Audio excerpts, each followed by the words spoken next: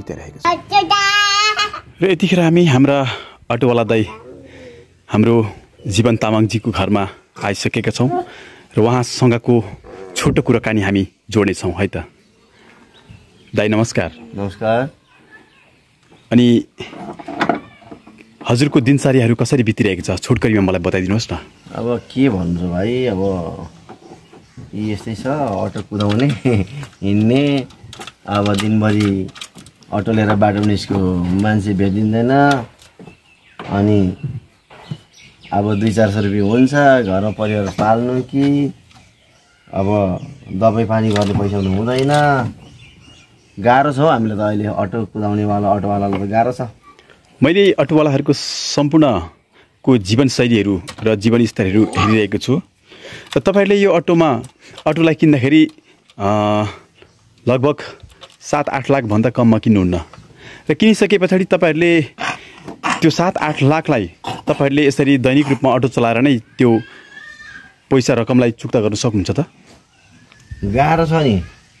अब 6 लाख जस्तो परिहाल्छ नयाँमा, तर मैले चाहिँ सेकेन्ड ह्यान्ड लिएको, अर्काको होइन, सेकेन्ड ह्यान्ड लिएको भाइ।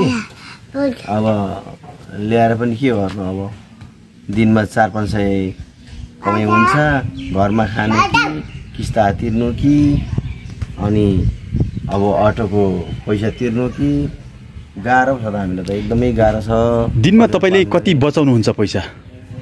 अब दिनमा कोही बेला अब त्यही 500 हुन्छ, कोही बेला 800, त्यही 900, 1000 रुपियाँ यस्तै हुन्छ। भएको दिन नभएको दिन त त्यत्तिकै पनि बस्नुपर्ने हुन्छ। गाह्रो छ हामीले परिवार। दिनभरि तपाईँले अटो चलाएर हिँड्नुहुन्छ, तपाईँको दिनभरमा कति लिटर पेट्रोल चाहिँ तपाईँले युज गर्नुहुन्छ दिनमा? पेट्रोल त अब त्यो कुदी अनुसार हुन्छ होइन।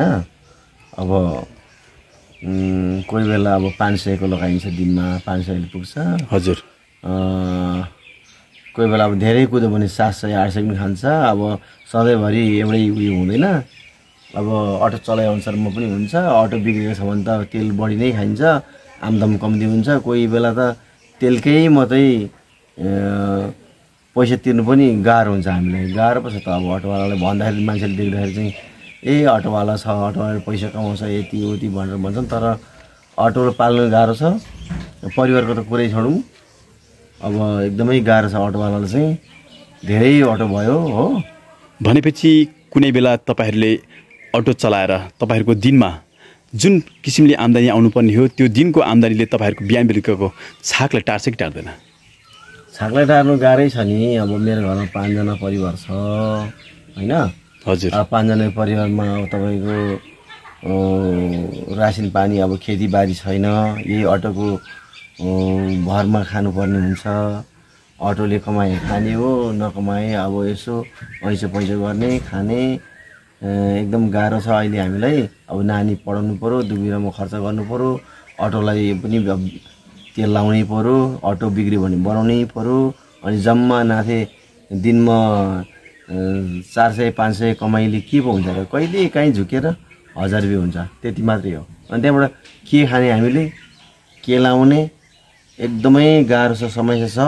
अब अहिले लघु वित्त संस्था यो भन्ने आएको छ, यसले अब ऋण लगाएको छ सबै संसारभरि, हामीलाई पनि पारेको छ। अब यो किस्ता तिर्नु त परै जाओस्, आफ्नो परिवार पाल्नु पनि हामीलाई एकदमै गाह्रो भइरहेको छ नि। छोटो अन्तर्वार्तामा तपाईँले जुन समय दिनुभयो त्यसको लागि तपाईँलाई धन्यवाद। र अहिले भर्खरै हामीले हाम्रा अटोवाला दाई जीवन तामाङजीसँगको छोटो अन्तर्वार्ता लिइसकेका छौँ। पुनः हामी फेरि अर्को अटोवाला दाईसँग हामी जोडिने छौँ। दाई नमस्कार। नमस्कार। हजुरको शुभ नाम भनिदिनुहोस् न। मेरो शुभ नाम सुरेश हो। अनि मैले यहाँ हजुरहरूको गाउँठाउँमा आएर यहाँका अटो चलाएर जीविका पार्जन गर्ने सम्पूर्ण व्यक्तिहरूको जीवनस्तरको बारेमा केही कुरा जान्न चाहेको थिएँ र आज म तपाईँको यो घरमा आएको छु। अनि के छ तपाईँहरूको खबरहरू, राम्रै छ कि? ठिकै छ, चल्दैछ जस्तै भए पनि।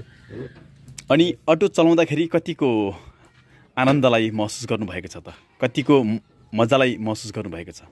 आनन्द त के भन्नु भाइ, अब गाह्रै छ होइन। अब दिनभरि कुद्नुपर्छ, तेल लगाउनुपर्छ, अब तेल काटेर अब त्यही अब बचाउन पनि गाह्रै भइरहेछ। मैले सुन्नमा आएको छ कि यही अटो चलाएर मानिसहरूले महिनामा 40,000 50,000 समेत पनि बचाएको भन्ने मैले सुनिरहेको छु। के तपाईँको पनि 40-50 हजारसम्म कहिले बचाउनु भएको छ कि छैन? त्यसको चाहिँ अहिलेसम्म छैन होइन। अब अहिले प्रायः अब अटो नै अब धेर भएर होला।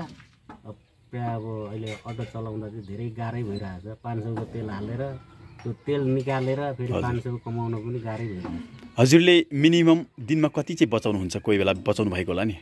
मिनिमम भन्नाले अब कुदाइअनुसार हुन्छ। अब धेरै कुदियो भने चाहिँ अब 700 1000सम्म हुन्छ, नभए 500। म्याक्सिमम हजुरले कतिसम्म बचाउनु भएको छ कुनै बेला? कुनै बेला अब रिचार्ज लागे पनि हुन्छ, अब 1500 2000। हजुरले यो अटो चाहिँ कतिमा किन्नु भएको थियो किन्दाखेरि? यो अटो चाहिँ अब किन्दा 5,75,000 लिएको हो किस्तामा। अझैसम्म किस्ता तिरिनै रहेको छ। भनेपछि तपाईँले जति रकममा यो अटो किन्नुभयो त्यो अहिलेसम्म त्यो रकम तपाईँले मेन्टेन गर्न सक्नुभएको छैन? छैन। भनेपछि अटो चलाएर तपाईँहरूको भनाइअनुसार मैले त्यति धेरै तपाईँहरूलाई प्रफिट भएको देखिरहेको छुइनँ। मसँग तपाईँले यो अन्तर्वार्ताको जुन समय दिएर मलाई साथ दिनुभएको छ त्यसको लागि तपाईँलाई धन्यवाद।